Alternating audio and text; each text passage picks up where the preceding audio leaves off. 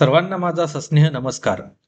महात्मा ज्योतिबा फुले वाणिज्य विज्ञान व विठ्ठलराव राऊत कला महाविद्यालय भातकुली जिल्हा अमरावती व इंदिरा गांधी कला महाविद्यालय राळेगाव येथील वनस्पतीशास्त्र विभाग यांच्यात असलेल्या सामंजस्य करार व अंतर्गत व गुणवत्ता हमी कक्ष याद्वारे आयोजित भारतीय ज्ञान परंपरेतील आयुर्वेदावर आधारित व्याख्यानमालेच्या आजच्या दुसऱ्या भागात मी डॉक्टर विवेक नरखेडकर आपल्या सर्वांचे स्वागत करतो. आपल्या आजच्या दुसऱ्या व्याख्यानाचा विषय आहे पवित्र वनस्पतींचा वारसा. जसे की आपणा सर्वांना अवगतच आहे की भारतीय संस्कृती ही निसर्गासमवेत वाढलेली एक उत्कृष्ट जीवन पद्धती आहे व या संस्कृतीमध्ये वनस्पतींचे अनमोल महत्त्व व योगदान आहे. अशा या आगाध संस्कृतीवर प्रकाश टाकण्यासाठी मी आपल्या वक्त्या डॉक्टर कोमल नरखेडकर यांना निमंत्रित करतो. नमस्कार, मी कोमल नरखेडकर. स्कॅटर प्लांट हेरिटेज या विषयावर बोलण्याची संधी दिल्याबद्दल, प्रोत्साहन दिल्याबद्दल सर्व आयोजक व आदरणीय प्राध्यापक वर्ग यांचे मी मनपूर्वक आभार मानते. आजच्या या विषयाबद्दल वनस्पती, आपल्याला माहीत आहे की वनस्पतीचं जे ज्ञान आहे आपल्याला वेदांपासून, संहितेपासून मिळते. हा पवित्र वनस्पतीचा वारसा काय आहे? हा वारसा आपल्याला अथर्ववेद सांगतो की पर्यावरणीय जाणीवेसाठी अथर्ववेदातील पृथ्वी सूक्त. पर्यावरणीय जाणीवेसाठी अथर्ववेदातील पृथ्वी सूक्त एक महत्त्वाचे स्रोत आहे, जे पृथ्वीला माता म्हणून तिचे रक्षण करणे हे प्रत्येक मानवाचे कर्तव्य असल्याचे सांगते. जे सूक्त पृथ्वीचे समृद्धी, विविधता, पौष्टिक क्षमतेचा आदर करते व मानव आणि निसर्ग यांच्यातील आंतरिक संबंधावर प्रकाश टाकते. आपण बघतो की जेव्हा पृथ्वीचा अभ्यास करतो, म्हणजे पृथ्वी या ग्रहाचा अभ्यास करतो, तर आपल्याला इथे विविधता, जसे की वेगवेगळे प्राणी मिळतात, वेगवेगळ्या वनस्पतीचा अभ्यास करायला मिळते, वेगवेगळ्या मानव शरीराचा आपल्याला अभ्यास मिळतो. ही विविधता, ही समृद्धता आपल्याला फक्त पृथ्वी या ग्रहावर मिळते. इतर कुठल्या ग्रहावर आपण अभ्यास करताना आपल्याला दिसून नाही आलं की मानवसृष्टी ही पूर्ण सृष्टी जे पृथ्वीवर आहे ती इतर कुठल्या ग्रहावर आहे.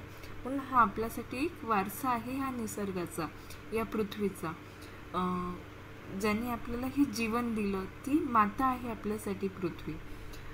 माता भूमी पुत्रोह पृथ्वीवा, म्हणजेच पृथ्वी माझी माता आहे आणि मी तिचा पुत्र आहे. या प्रसिद्ध युक्ताद्वारे हे सूक्त पर्यावरण संरक्षणाचे महत्त्व अधोरेखित करते. आपण हा जो सूत्र आहे यामध्ये जसं सांगितलं आहे की माता आणि पुत्र याचे संबंध काय आहे.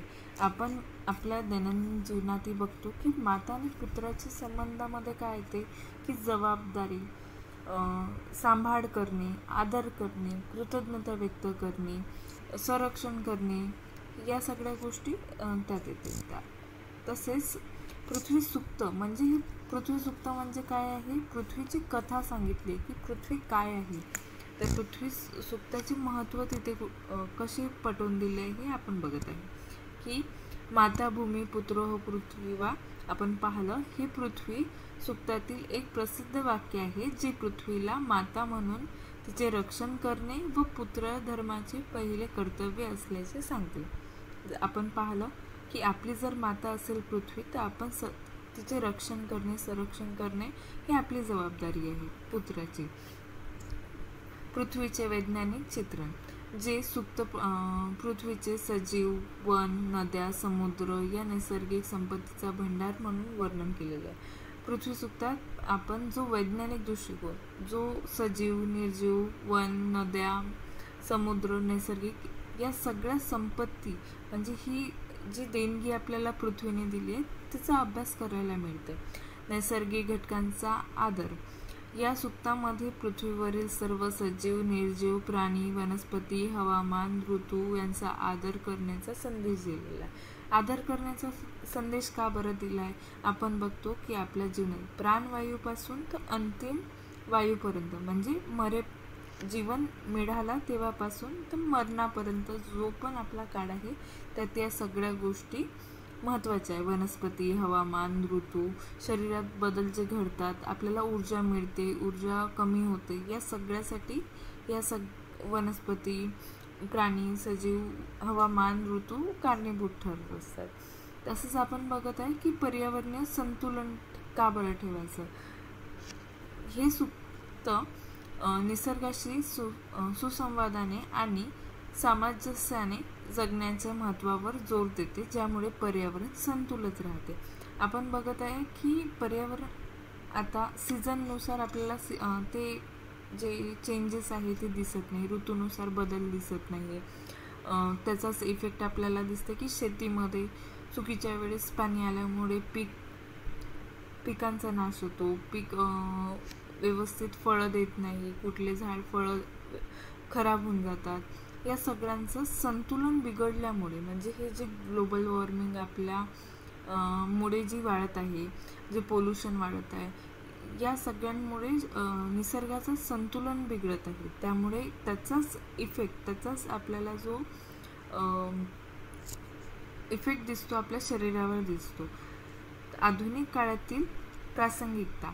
आजच्या या पर्यावरण प्रदूषणाच्या युगात पृथ्वीसूक्त संदेश भविष्यासाठी एक मार्गदर्शन तत्व ठरते. आता जसं आपण पाहिलं की माता पुत्र याचा संबंध तिथे दिलेला आहे.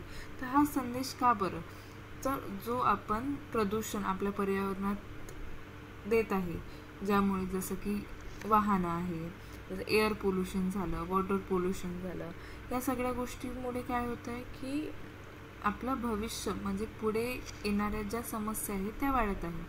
पण या पृथ्वीसूक्तात त्याच्यावर मात कशी करायची, आपण पृथ्वीचे रक्षण कसे करायचे, पृथ्वीवर जे होणारे जे प्रदूषण आहे ते कसे रोखायचे, याचे उल्लेख आपल्याला तिथे मिळते. थोडक्यात पृथ्वीसूक्त मानवाला निसर्गाचा एक भाग म्हणून पाहण्यास शिकवते आणि निसर्गाचे जतन करणे हे आपले आद्य कर्तव्य आहे असे शिकवण देते. आपल्याला माहीत आहे की आपल्याला पृथ्वीचे रक्षण करायचे का, तर आपली माता आहे, मातेचे रक्षण करणे हे पुत्राचे प्रथम धर्म आहे. तर त्यासाठी हे कर्तव्य प्रत्येकाने आपलं आहे हे समजून आपण पुढे गेलं पाहिजे. तसंच आपण बघतो की भारतीय संस्कृतीत वृक्षांना केवळ पर्यावरणीय दृष्टीने नव्हे तर धार्मिक, सामाजिक व औषधी महत्त्व ही आहे. प्राचीन काळापासून अनेक वृक्ष पवित्र मानले गेले असून त्यांचा उपासनेला धार्मिक ग्रंथ, पुराणे व लोकपरंपरा यांमध्ये विशेष स्थान मिळालेले आहे. जसं की इथे फोटोजमध्ये दाखवलेलं आहे की वड, वृक्ष याचे वेगवेगळे आपण धार्मिक ग्रंथामध्ये त्याचा उल्लेख आला आहे, पुराणांमध्ये लोकपरंपरा आहे. तर या सगळ्यांचा उल्लेख, यांचा जो अभ्यास आहे तो आपण पुढे बघूया. पवित्र वृक्षांना भारतीय संस्कृतीत, विशेष हिंदू आणि बौद्ध धर्मात देवत्व, ज्ञान, जीवनचक्राशी जोडलेले मानले जाते. जसे पिंपळ, वटवृक्ष यांचं धार्मिक विधी, औषधी उपयोग आणि पर्यावरणीय महत्त्वामुळे पूजनीय स्थान प्राप्त आहे. ही झाडे केवळ धार्मिक प्रतीकच नाही तर ते जैवविविधता, नैसर्गिक अधिवास आणि सांस्कृतिक वारशाचे जतन देखील करते. आपण बघतो की याची पूजा, जोपासना केली जाते, याचा औषधी उपयोग करतो. तर यामुळे काय होत आहे की सांस्कृतिक जोपासना त्याची होतच आहे. निसर्गाचे रक्षण पण आपण पूजेने किंवा त्याचा सांभाळ करून आपण निसर्गाचे रक्षण करत आहे. तसंच आपण बघतो की पिपळ, वड, तुळशी हे पूजेत नेहमी ऐकायला मिळते. तर पिंपळमध्ये त्यालाच अश्वत्थ वृक्ष म्हटलं आहे, तर याला ब्रह्मवृक्ष म्हटले जाते. म्हणजेच ब्रह्मदेवांचं तिथे स्थान असते असं म्हणतात. भगवद्गीतेत भगवान श्रीकृष्ण म्हणतात की अश्वत्थो अस्मि सर्व वृक्षाणाम, म्हणजेच सर्व वृक्षांमध्ये अश्वत्थ आहे. पिंपळाखाली बसून ध्यान केल्याने मानसिक शांती मिळते असे मानले जाते. याला प्राणवायू निर्माण करणारा व दीर्घ आयु देणारा वृक्ष मानले जाते. आपल्याला माहिती आहे की शरीरासाठी महत्त्वाचं काय? प्राणवायू. जो वृक्ष सगळ्यात जास्त प्राणवायू देणार, जितकी शुद्ध हवा आपल्याला मिळणार, तितकं आपले आयुष्य दीर्घायू होणार.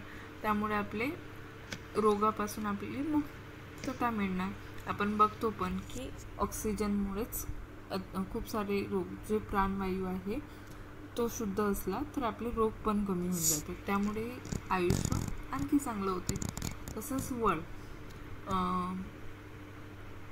वटपौर्णिमाला स्त्रिया वडाच्या झाडाला प्रदक्षिणा घालतात व अखंड सौभाग्याची प्रार्थना करतात. वटवृक्ष हे धैर्य, दीर्घायू, नातेसंबंधांची दृढता यांचे प्रतीक आहे. या वृक्षाला उल्लेख पुराणांमध्ये कल्पवृक्ष म्हणून, याचा जो उल्लेख आहे तो कल्पवृक्ष म्हणून याला म्हणतात.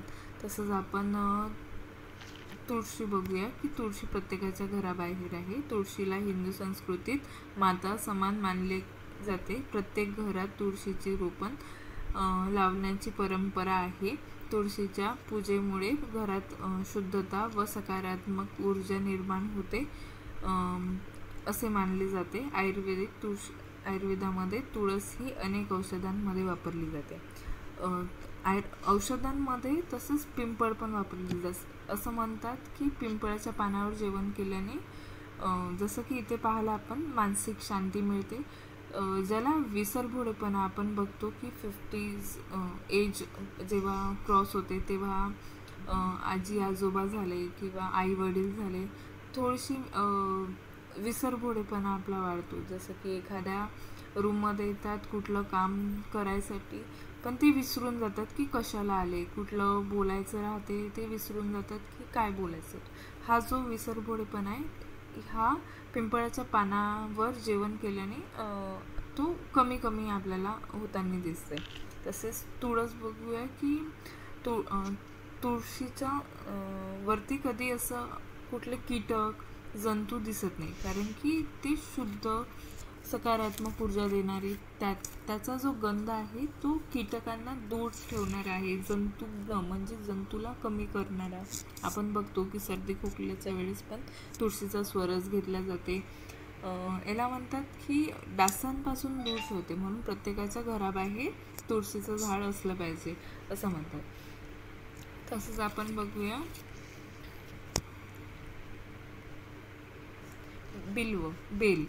बेलपत्र. आपल्याला माहिती आहे की भगवान शिवाला अत्यंत प्रिय असा हा वृक्ष आहे. शिवपूजनेत बिल्वपत्र अर्पण करण्याची परंपरा आहे. या पानांचे त्रिदल स्वरूप आहे, जे ब्रह्मा, विष्णू, महेश यांचे प्रतीक मानले जाते. आयुर्वेदात बेलाचे फळ पचनासाठी उत्तम आहे. आयुर्वेदात बेलाचे फळच नव्हे तर पत्रस्वरस, तसंच सालीचं चूर्ण, जो आपण चूर्ण म्हणतो, तो GIT ट्रॅकवर म्हणजेच आपल्या डायजेस्टिव्ह सिस्टमवर खूप चांगला इफेक्ट दाखवतो. तसेच अतिसार म्हणजेच डायरिया, डिसेंट्री यावर आपण बिल्वाचा खूप चांगला यूज होतो. आणि जो बिल्वा आहे तो वेदना कमी करते, शोथ कमी करते, शरीरावरचे आजार दूर करणारा फळ म्हणू शकतो आपण. दीपनीय, पाचनीय असा हा एक वृक्ष आहे. मंदिराबाहेर भरपूरदा आपल्याला दिसते की एक बिल्वाचं वृक्ष असते, त्याला 12ही महिने बिल्व लागतात. आणि बिल्वाच्या फळाचे सेवन केल्याने कृमी म्हणजेच जंत हे पण नष्ट होतात. गर्भिणीसाठी, सगळ्या वयाच्या लोकांसाठी हा फळ, हे झाड, फळ सगळं उपयुक्त ठरतं. तसेच आम्लपल्व शुभ मानले जातात. लग्न समारंभ, यज्ञ, धार्मिक कार्यात आम्लपर्ण तोरण बांधण्याची प्रथा आहे. आपल्याला माहिती आहे की प्रत्येक उत्सवाला, प्रत्येक कार्यक्रमाला एक आंब्याचा तोरण आपण बांधत असतो दाराबाहेर, किंवा जिथे पूजा होत असते तिथे. आम्रफळाचा रसांचा राजा म्हणून ओळखले जाते, त्याला धार्मिक महत्त्वही आहे. तसेच आंब्याच्या पत्रांचा स्वरस, कल्क हे स्किन डिसीजवर खूप चांगले काम करतात. पिंपल्स राहतात, त्याला कल्क लावल्याने पिंपल्स दूर होते. आंबा खाल्ल्याने जसं पित्त वाढते असं म्हणतो, पण तेच आंबा खाल्ल्यावर जो पित्त वाढत आहे तो त्याच्या पत्रांनी, त्याच्या सालीच्या चूर्णाने कमी पण होतो. हे पण एक आयुर्वेदातला एक चांगला उपयोग आहे. तसंच आपण बघूया की अन्न, विधी, उत्साह, रीती रिवाज इत्यादींमध्ये वनस्पतीची भूमिका काय आहे.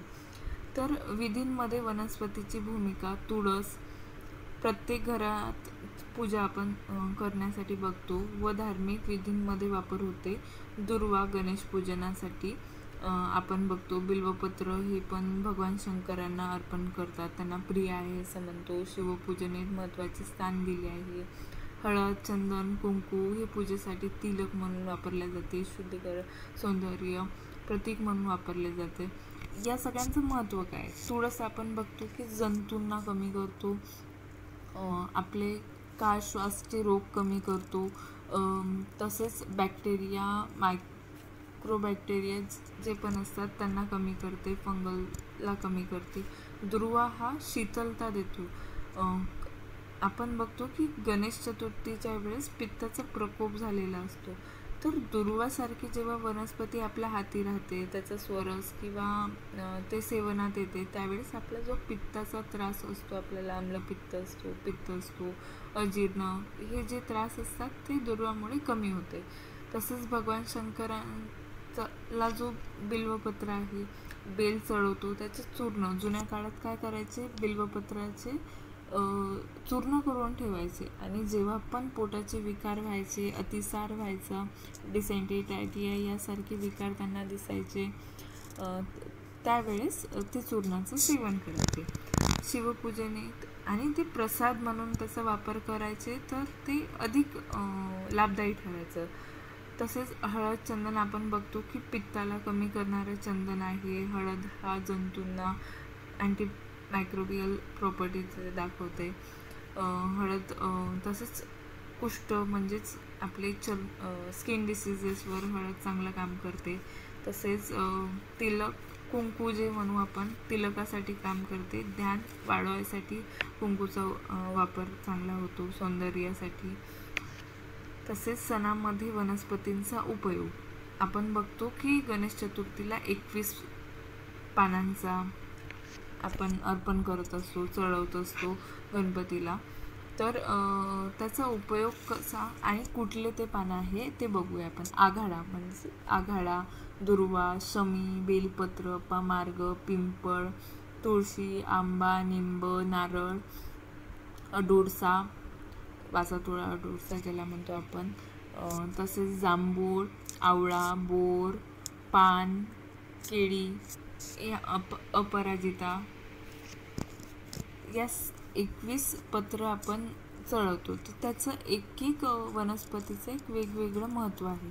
जसं की दुर्वा पाहिला आपण की हा पित्ताला कमी करतो, जे आपल्या हातापायात दाहा, डोकंदुखी जे पित्तामुळे होते, चक्कर येणे, भ्रम येणे, हे दुर्वा त्या लक्षणाला कमी करते. बेल पाहिला आपण. अपामार्ग हे जखम भरून काढायसाठी. नारळ हे पित्ताचे शमन करते. बल्ले आहे आपल्याला एनर्जी, इन्स्टंट एनर्जी म्हणू आपण. निंब जंतू कमी करायसाठी, स्किन डिसीजवर चांगलं काम करते. तसंच बोर झाले, पानं झाले, केळीचे पानं झाले, ही वेगवेगळे जे आपण वनस्पती चढवतो त्या प्रत्येक वनस्पतीला एक वेगळे महत्त्व आहे. तसेच मकर संक्रांतीमध्ये पाहतो आपण तिळगुळ, यापासून तिळगुळ तयार करून ते वाढलं जाते. तर याचे महत्त्व काय आहे. आपण बघतो की हेमंत शिशिर ऋतूमध्ये मकर संक्रांती येते. त्यावेळेस काय असते, अग्नी प्रदीप्त असते, एनर्जी भरपूर त्या अग्निप्रदीप्ताने जे पण आहार आपण घेतो ते एनर्जी भरपूर मिळते, ऊर्जा बल हे वाढून जाते. तर तिळगुळ काय आहे, गुरु स्निग्ध, त्यानंतर हे ऊर्जा देणारे आपण एक अन्न आहे असं म्हणूया. तसेच गुढीपाडव्याला आपण बघतो की कडुनिंबाचे पानं, गूळ एकत्र करून खाल्ल्या जाते. यामुळे काय होतंय, कडुनिंबाच्या पानाने जे कुष्ठरोग आहे, जो आपल्याला कफामुळे कुष्ठरोग जो वाढलेला आहे, म्हणजे स्किन डिसीजेस झाले, ज्याला नेहमी खाज राहते, तर ही कमी होते कडुनिंब गूळ एकत्र करून खाल्ल्याने. तसंच नवरात्रीत पाहतो आपण केळी, डाळिंब, नारळ याचे नैवेद्य दिले जाते. तसेच मिलेट्स जे आपण म्हणतो लघुधान्य, तर त्याचं सेवन केलं जाते. हे का बरं केलं जाते? कारण की नवरात्री म्हणजेच शरद ऋतूमध्ये अग्नी हीन स्वरूपाचा झाला आहे, कमी झालेला आहे, शरीर पचवू शकणार नाही जे गुरु पदार्थ आहे. तर आपण हे जे लघु पदार्थ आहे त्याचं सेवन करतो, उपास करतो. उपासाने काय होते की अग्नी प्रदीप्त होते. तसेच आपण बघतो की दिवाळीला उटणं, हळद, चंदन, बेसन, गुलाबजल, पाकळ्या या सगळ्यांनी उटणं आपण बनवून ते शरीरावर लावतो. त्याने काय होते की शरीरातील जे डेड सेल ज्याला म्हणतो ते बाहेर निघते, शरीराला ऊर्जा मिळते, परत जे न्यू सेल्स आहेत त्यांना जागा मिळते आणि आपली त्वचा आणखी सुंदर बनते. पदार्थ कुठल्या खाल्ल्या जातात? तर चकली, करंजे, लाडू, गहू, तांदूळ, तीळ, खोबरे यापासून बनवलेले पदार्थ. जे धान्य आहे घरात आलेलं त्यापासून काहीतरी बनवून आणि अग्नी प्रदीप्त होण्याकडे दिवाळीचा सण हा अग्नी प्रदीप्त होतो त्यावेळेस सुरू होऊन जात असते. तर हे पदार्थ आपल्याला थोडं जसं गहू तांदूळ झाले हे बल देणारे आहे. तीळ, खोबरे, तर यापासून आपल्याला ऊर्जा मिळते.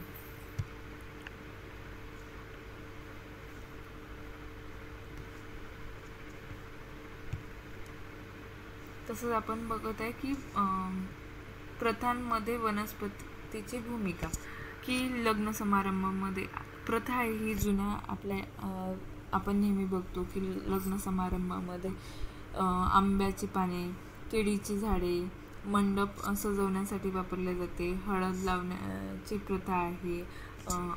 अंत्यविधीमध्ये तुळशीचे पत्र, गंगाजल देण्याची प्रथा आहे. केळीच्या पानावर भोजन करणे. सामाजिक प्रथा जे आहे ते फुलांचे हार, झेंडू, गुलाब, जाई, कमळ यांचे हार तयार करून आपण अर्पण करतो. पान सुपारी देण्याची परंपरा आहे. या ज्या प्रथा आहे याला काही ना काही महत्त्व आहे. जसं की आंब्यांचा जो सुगंध आहे तो नेहमी पॉझिटिव्ह एनर्जी देणारा असतो. केळीच्या पानावर जे जेवण करायचं असते ते दीपनी आहे, म्हणजे अग्नीला चांगलं करतो, शरीराला बल चांगलं देतो. जे अन्न खात आहे त्याच्यापासून उत्तम, जे नॉर्मल आपण जेवतो त्यापेक्षा अधिक बल देणारं, तृप्ती देणारं अन्न सेवन केलं जाते त्यातून. तसेच अन्न व तयारी वनस्पतीचा उपयोग. तांदूळ सर्व पूजा विधींमध्ये नैवेद्य म्हणून वापरले जाते. नारळ देवी देवतांना अर्पण करतो, शुद्धता व बलिदानाचे प्रतीक म्हणून आपण त्याला घेत असतो. तसेच केळी नैवेद्य, भोजन पात्र म्हणून पानांचा वापर करतो आपण. पान सुपारी विवाह व धार्मिक कार्यात आदान प्रदानसाठी आपण वापरतो. गोडधोड पदार्थामध्ये गहू, तांदूळ, तीळ, गूळ, खोबरे यापासून तयार केलेले आपण पदार्थ देत असतो. दूध व मसाले, वेलची, केसर, हळद यांचे सुगंधित करून आपण नैवेद्य तयार करतो. या सगळ्यांचा उपयोग करून आपण नैवेद्य देत असतो. तर हे शरीराला कुठे ना कुठे एनर्जी, बल देणारे जे पदार्थ आहेत तेच प्रसादात असतात. जसे तूपचा वापर होतो, गहू तांदूळाचा होतो. केसर, हळद हे शरीराला बल देणारे झाले, की कुठल्या तरी रोगाचे शमन करणारे झाले, दोषांचे शमन करणारे झाले. पवित्र झाडे, त्यांचे सांस्कृतिक आणि धार्मिक मूल्य आणि महत्त्व. आपण पाहत आहे की दुर्वा ही एक पवित्र वनस्पती मानली जाते आणि ती गणपतीला अर्पण केली जाते. ती पवित्र, भक्ती आणि लवचिकतेचे प्रतीक आहे.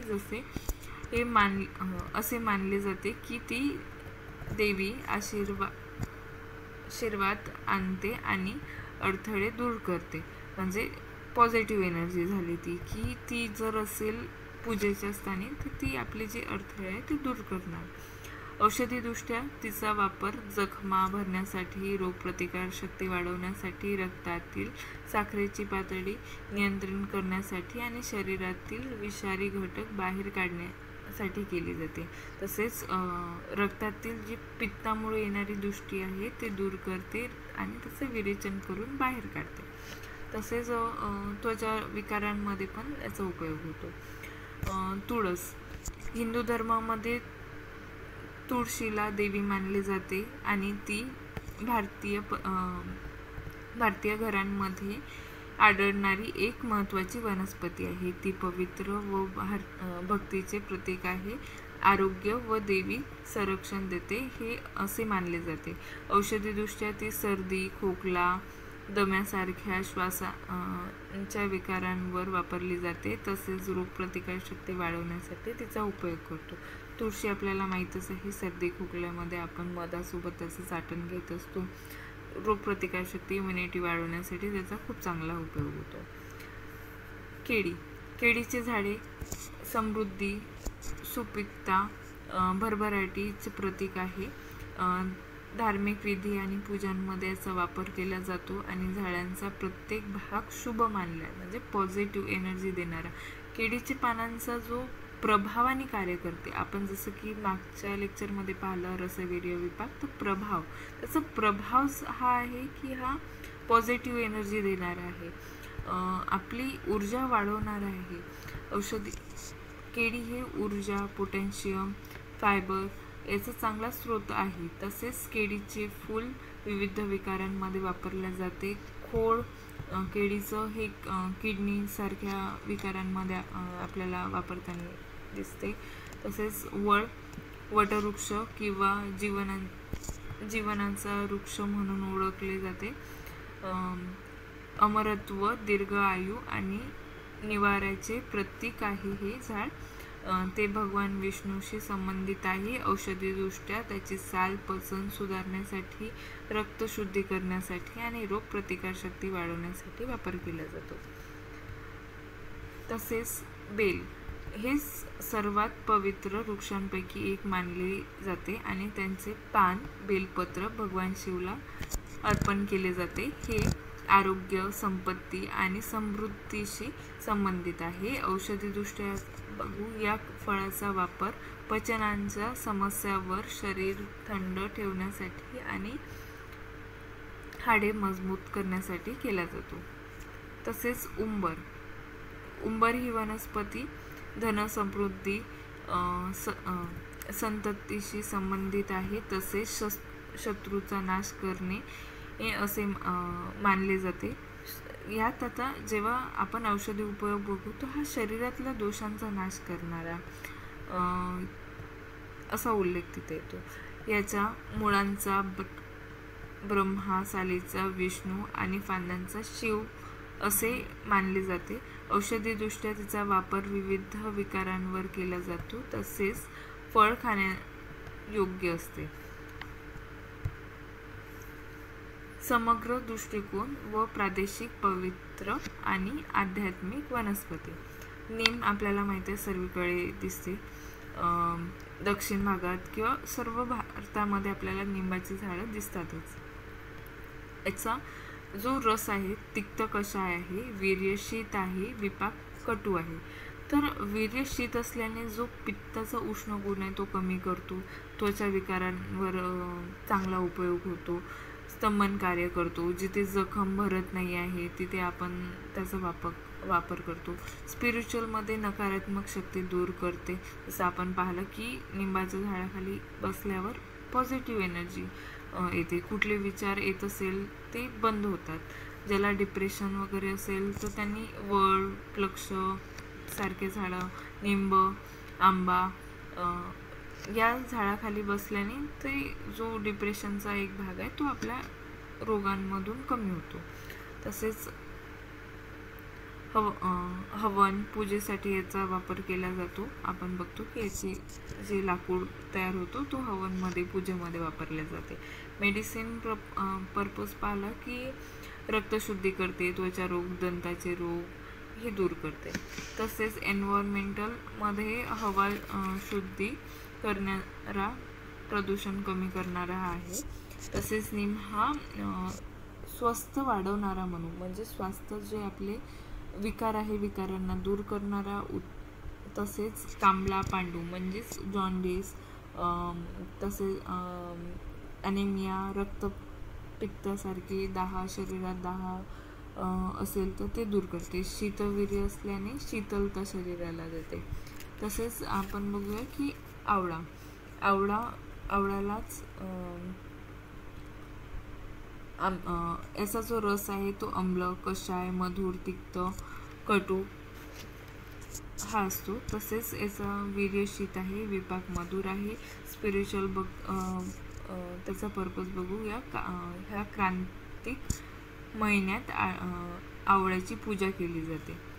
कार्तिक महिन्यात आवळ्याची पूजा केली जाते. तसेच मेडिसिनल पर्पज बघूया की प्रमुख रसायन, त्रिफळाचे घटक, प्रतिकार शक्ती वाढवणारा. आपण पाहिलं की मागच्या लेक्चरमध्ये पण की आवळा हा प्रतिकार शक्ती वाढवते, रसायनसारखे कार्य करते, डोळ्यांसाठी, केसांसाठी, तिन्ही दोष कमी करायसाठी शरीरातील आवळा हा महत्त्वाचा ठरतो.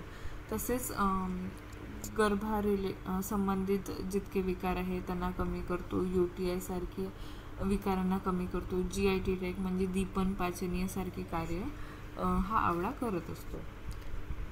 तसेच जांभूळ हे आपण कषाय, मधुर, रसात्मक, वीर्यशीत असलेला, विपाक कटू असलेला, स्पिरिच्युअल पाहायला लक्ष्मी व विष्णूचे पूजनीय निगडीत याचा वापर केला जातो. तसेच जो जंबू आहे तो दीपनीय, पाचनीय म्हणजेच जी आपली डायजेस्टिव्ह फायर आहे त्याला वाढवण्यासाठी, शरीरात आम बनला असेल म्हणजेच विकृत रस असेल शरीरात तर त्याला दूर करतो. जिथे पण ब्लिडिंग होत असेल तर ते ब्लिडिंग कमी करते. याची चूर्ण, पत्र, स्वरस याचा वापर चांगला केला जातो. तसेच जो एन्व्हायरमेंटल याचा पर्पज आहे तो आहे सावली देते, मृद धूप थांबवते. तसेच कोकोनट, जंबू ही सर्वत्र मिळते. असा एक प्रदेश असा म्हणू नाही शकत आपण, कारण की सगळीकडे याचे फळं येतात. नारळाचे झाड आपण बघतो की केरळाकडे आपल्याला मोस्टली दिसतात, साऊथ इंडियाकडे जास्त दिसते. आपल्या महाराष्ट्रात कोकणाकडे केरळाची उत्पत्ती जास्त होते. तर याचा रस मधुर, वीर्यशीत, विपाक मधुर आहे. आपण बघतो की ही शीतलता, शरीराला शीतलता, तृप्ती देणारा याचा जो रस असतो, तृप्ती देणारा जो कोकोनट असतो, नारळ असतो, तो बल वाढवणारा आहे. स्पिरिच्युअल बघितलं गेलं शुभ फल आहे हे. धार्मिक विधींमध्ये आणि वारी आहेच, म्हणजे एक असतोच नारळाचा फळ, महत्त्वाचंच आहे. मेडिसिनल बघू की शरीराला शीतलता देणारा, पौष्टिक, त्वचा रक्षण करणारा. ज्याला नेहमी पित्ताचे त्रास असते त्याने कोकोनट ऑइल वापरलं की त्याला ते त्रास कमी होतात. कोकोनट नेहमी खाल्ल्याने जो दुर्गंधी शरीरातून येते ते कमी होते, त्वचा रोग कमी होते, पित्ताचे आजार कमी होतात. तसेच एन्व्हायरमेंटल बघितलं समुद्रकिनारी त्याला मृद संरक्षण मिळते. आंबा हा मधुर रसात्मक असलेला, मधुर, आम्ल, कषाय रस, वीर्य, उष्ण आणि विपाक कटू असलेला आहे. स्पिरिच्युअल आंब्याच्या पानाचे तोरण शुभ मानले जाते. मेडिसिनल पर्पज, फळ पौष्टिक असते. साल व पानं औषधीसाठी वापरल्या जाते. आपण पाहिला की स्किन डिसीजेसवर याचा चांगला उपयोग होतो. GIT ट्रॅकवर पण होतो, UTI वर पण होतो. एन्व्हायरमेंटल मध्ये पाहिलं तर मोठी झाडे असते, जैवविविधतेस पोषक असते, म्हणजेच सावली देणारा आहे, ऑक्सिजन प्राणवायू वाढवणारा आहे. दुर्वाचा रस तिक्त, मधुर, कषाय आहे, वीर्यशीत आहे, विपाक मधुर आहे, सर्वीकडे मिळणार आहे. स्पिरिच्युअल आहे तर गणपती पूजेसाठी अनिवार्य सांगितलेलं आहे. मेडिसिनल मध्ये रक्तस्राव थांबवते. जखम झाली असेल तर दुर्वाचा स्वरस तिथे दिल्याने रक्तशुद्धी होते, स्त्राव लवकर भरून निघतो, जी जखम आहे लवकर भरते. शीतल गुणकारी आहे, शरीराला नेहमी थंड ठेवणारा हा दुर्वा असतो. एन्व्हायरमेंटलमध्ये जमिनीला धूप थांबवते, म्हणजे जे आपण म्हणतो इव्हॅपोरेशन ते थांबवते. तुळस सर्वत्र मिळते, आपल्याला माहिती आहे की रस याचा तिक्त कटू, वीर्य उष्ण आहे, विपाक कटू आहे. स्पिरिच्युअलमध्ये घरगुती पूजनेत याचा महत्त्व आहे, प्रत्येकाच्या घरी असतेच. मेडिसिनलमध्ये प्रतिकारशक्ती वाढवणारा आहे, श्वासरोगावर जंतुनाशक म्हणून आपण याचा उपयोग होतो. तसेच एन्व्हायरमेंटल वातावरण शुद्धी करण्यासाठी वातावरणातील जंतूंना तसेच वेगवेगळ्या डासांना दूर ठेवते तुळस. तसेच शमी हे तिक्त कषाय रसात्मक आहे, वीर्य उष्ण आहे, विपाक कटू आहे. स्पिरिच्युअलमध्ये विजयादशमीच्या दिवशी याची पूजा केली जात असते, तसेच शिवजीला पण अर्पण केले जाते शमी. मेडिसिनलमध्ये मूत्रविकारांमध्ये याचा चांगला उपयोग होतो. एन्व्हायरमेंटलमध्ये कोरड्या भागात मृद संवर्धन कार्य करतात. महाभारतात पण शमीचा उल्लेख आला आहे. असं म्हणतात की पांडवांनी त्यांचे शस्त्र शमीच्या झाडावर ठेवले, त्या कारणाने ते वर्षानुवर्ष जंग त्याला लागले. तसेच केळीची आपण बघतो की साऊथ इंडियाकडे त्याची उत्पत्ती जास्त आहे, कारण की उष्णता त्या भागी जास्त, ज्या भागी उष्णता जास्त आहे. काश्मीरकडे केळी इतके मिळणार नाही, पण साऊथ इंडियाकडे आपल्या विदर्भामध्ये काही जागी जिथे उष्णता असते तिथे केळी चांगला उपयोग शरीरावर आपल्याला दिसून येते, केळींचा, पानांचा पण आणि फळांचा पण. तर मधुर असते, वीर्यशीत असते, विपाक पण मधुर आहे. स्पिरिच्युअलमध्ये पूजेसाठी आपण पाने, फळे हे दोन्ही पण वापरतो. मेडिसिनलमध्ये पचनास उपयुक्त व पौष्टिक आहे. एन्व्हायरमेंटलमध्ये हरित संतुलन वाढवते. तसेच पळस आपल्याला माहीत आहे की हे फ्लेम ऑफ फॉरेस्ट म्हटलेलं आहे याला. तसेच रस तिक्त कटू कशा आहे, वीर्य उष्ण आहे, विपाक कटू आहे. याचे स्पिरिच्युअलमध्ये यज्ञांमध्ये धार्मिक विधीमध्ये याचा उपयोग होतो, यांच्या लाकडांचा उपयोग होतो. तसेच कृमीनाशक म्हणजे याच्या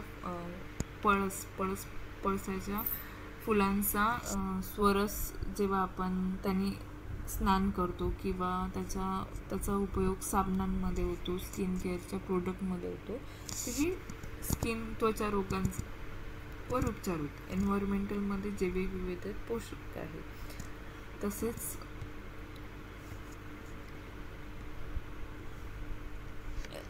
पळसाला जे फुलं आहे ती उन्हाळ्यात येतात, तर याचा उपयोग, त्याचा स्वरस, त्याचा पान भरून आपण घेतो शरीराला, तिथे ते शीतलता देते, शरीराला ऊर्जा देणारा एक स्रोत सांगितलेला आहे. तसेच पिंपळ हे कषाय रसात्मक, मधुर रसात्मक आहे, वीर्यशीत आहे, विपाक मधुर आहे. विष्णू पूजनांसाठी बोधी वृक्ष म्हणून पूजनीय आहे.